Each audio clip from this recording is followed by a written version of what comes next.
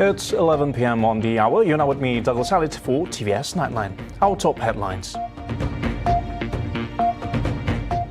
7 individuals arrested in connection to the police station attack in Ulu Tiram, Johor in the early hours on Friday. Prime Minister Dato Sri Anwar Ibrahim calls for stern action against anyone attempting to wreak havoc in Malaysia.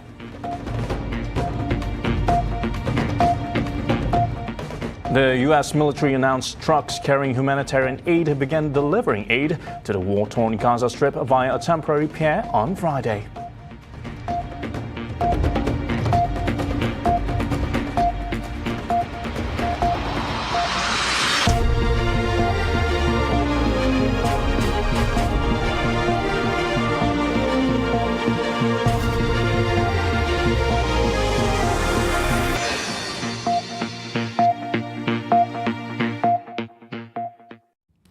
Seven individuals have been arrested in connection to the police station attack in Ulu Tiram, Johor. They claimed the lives of 2 police officers and injured another early Friday morning.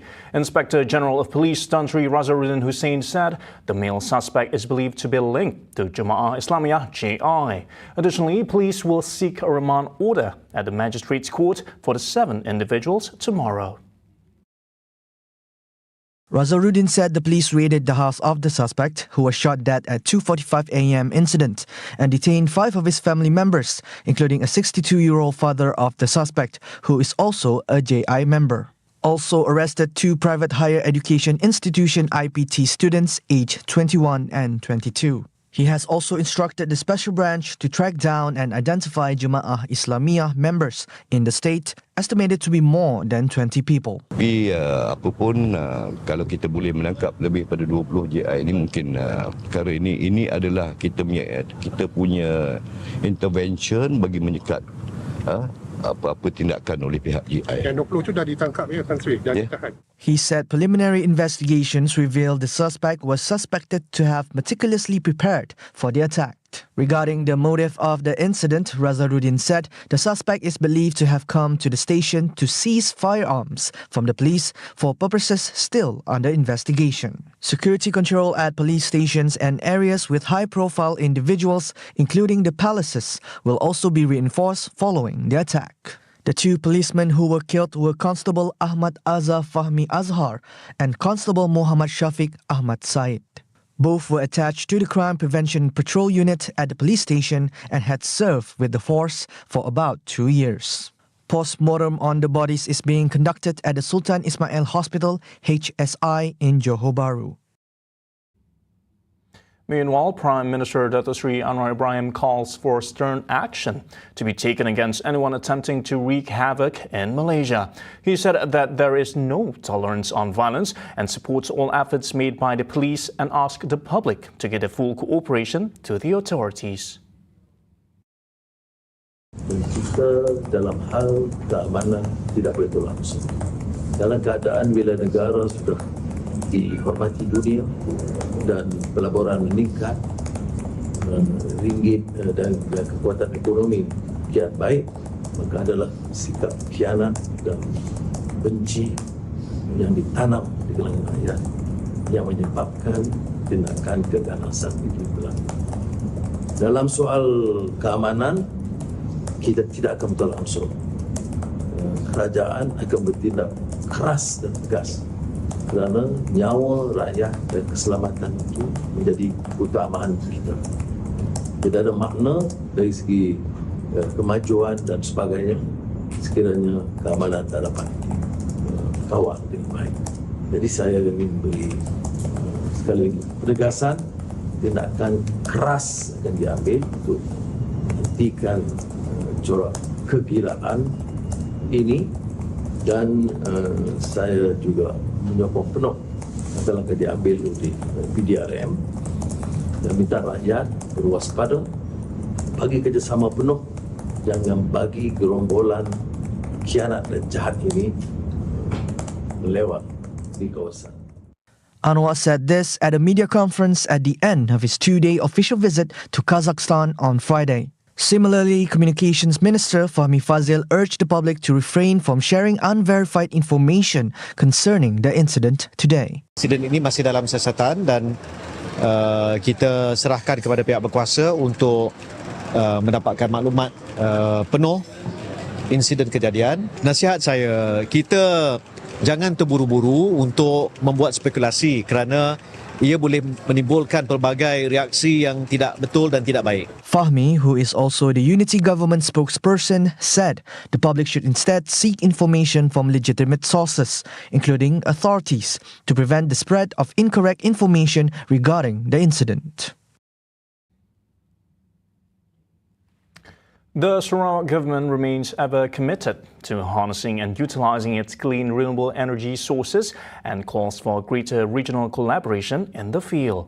Premier of Sarawak, Dato' Petinggi Tan Sri Abang Johari Tun Openg said that the transition to renewable energy not only benefits the environment but also has a positive spillover effect on the economy and community, thus positioning Sarawak at the forefront of green energy revolution and the hydrogen economy. Sarawak's commitment to renewable hydropower has created opportunities for us to develop bilateral transmission interconnection with our Southeast Asian neighbors, sharing our renewable resources and accelerating regional energy transition in line with our regional renewable energy powerhouse ambitions. Abang Johari said this in his speech at the Future Energy Asia 2024 conference at the Queen Sirikit National Convention Centre in Bangkok on Friday. He added that Sarawak is also committed to pioneering innovative solutions that not only drive the state's economy but also protect the environment for future generations. In essence, hydrogen is not merely a fuel, it is a catalyst for a greener, more resilient Sarawak. By embracing hydrogen, we are not only diversifying our energy mix, but also unlocking a world of possibilities for economic growth, job creation, and environmental stewardship. He also emphasized that Sarawak's journey towards a green economy relies on three crucial pillars, namely global cooperation, effective policies, and current technological innovations. Additionally, Abang Johari mentioned his participation in the recent Central European Hydrogen Technology Forum in Poznan, Poland, which provided Sarawak with valuable opportunities to explore new technologies and collaborations for hydrogen and decarbonization strategies. Now, at the same event, Abang Johari also shared with the international crowd of its 10-20-30 goal. That is to generate over 10 gigawatts of renewable energy by 2030. He said the goal perfectly encapsulates Sarawak's vision of a sustainable energy future. We aim to bolster our energy capacity to generate 10 gigawatts. Predominantly sourced from renewable sources such as hydropower, solar, gas turbine, and biomass energy. As such, he noted that Sarawak prioritized investments in renewable energy, particularly hydropower, to drive the state's growth, outlining three key targets for the energy sector. In 2016, we took the first step in driving a trans-Borneo grid with the commissioning of Sarawak's first international and trans-boundary interconnection to West Kalimantan, Indonesia.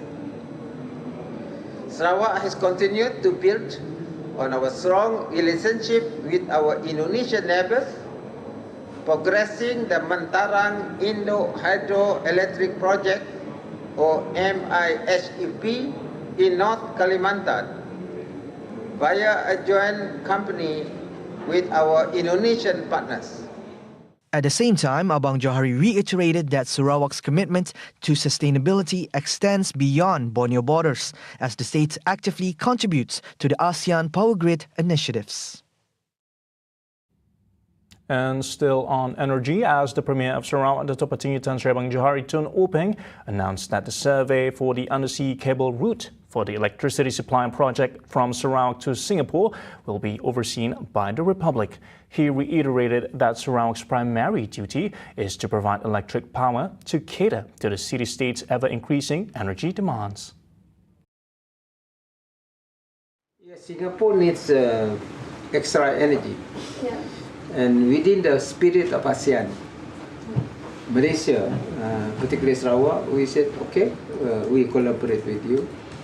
You need about 1,000 megawatt. I said, okay, we supply you with 1,000 megawatt. Where we have excess energy, we have Sarawak is excess, then we provide to Singapore. Then the undersea cable has to be done by Singaporean. Okay. So that is important. You go through the Indonesian waters, but because it is within the ASEAN grid. He said this to reporters during a press conference after his speech at the Future Energy Asia 2024 conference at the Queen Sirikit National Convention Centre on Friday. The undersea cable from Tondong, Sarawak to Singapore will cover a distance of 720 kilometers, with at least 70% of the route passing through Indonesian waters by the Muri Midai corridor, and it is expected to be operational by 2031. Right, we'll be taking a short break. Coming up right after, Miasat and Muda launch its first ever Sihat Express telehealth initiative, and a drug battle in France at a worrying new level. Right here on Tvs Nightline. Stay tuned.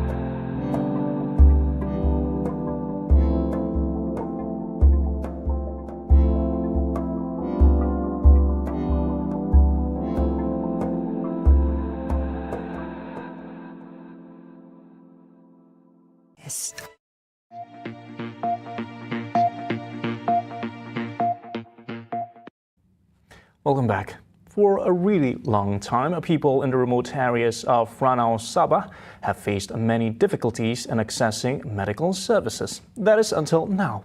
With the new technology from Miasat Global Berhad and Muda Health Tech, village residents can finally breathe a sigh of relief. Razi Ahmad with the details. The over 1,000 residents at Kampung Togop Darat 1 Ranau, located at 100 kilometers from Kota Kinabalu, had often found it difficult to access medical facilities. The nearest clinic is over 40 minutes away, the nearest hospital almost 2 hours. But now they can get easy access to medical help through the Sihat Express telehealth service. So what is Sihat Express? It is a smart kiosk equipped with medical devices that allows villagers to conduct basic health checks on their own and consult doctors online.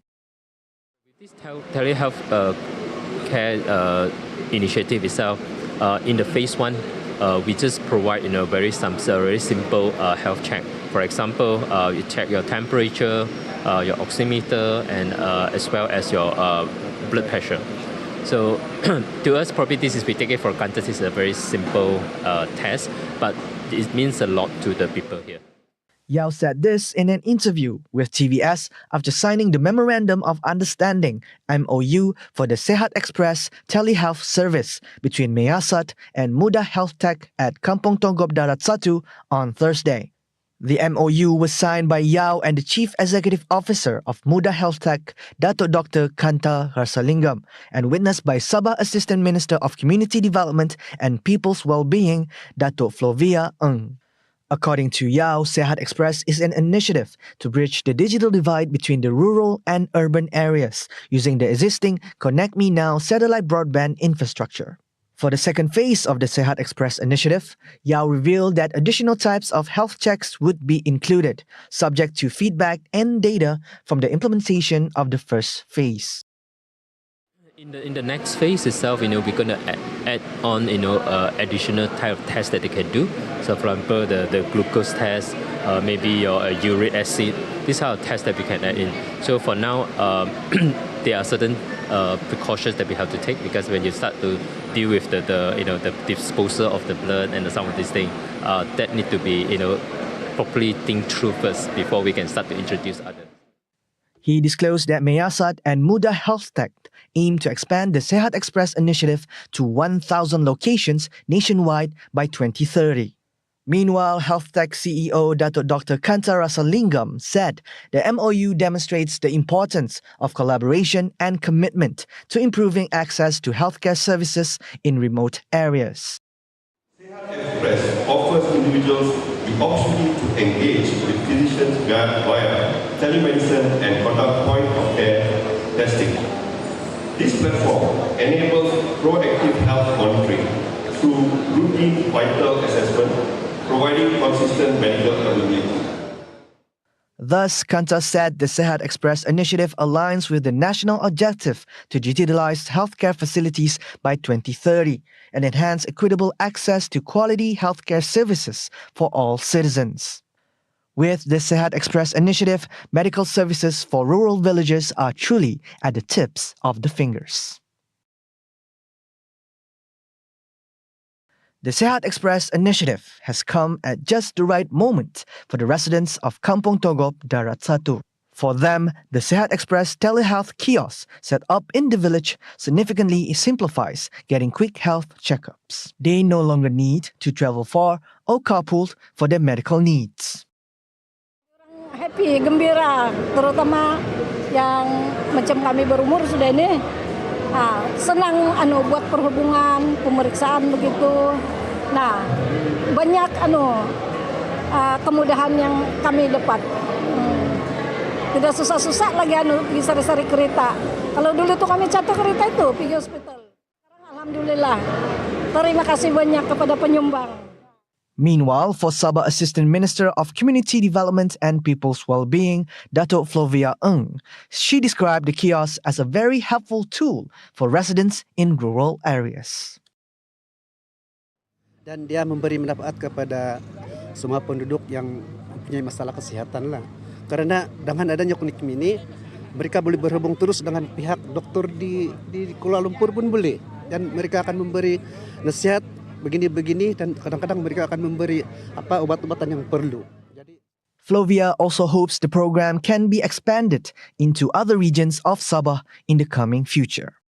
Itu adalah basic yang pemeriksaan yang common lah yang kita patut tahu. Kadang-kadang kalau macam sebagai contoh tadi dia demam, ya. Dia mau pergi sekadar mau memeriksa di hospital atau klinik tu agak kalau ada kios ini dia convenient lah kepada masyarakat setempat.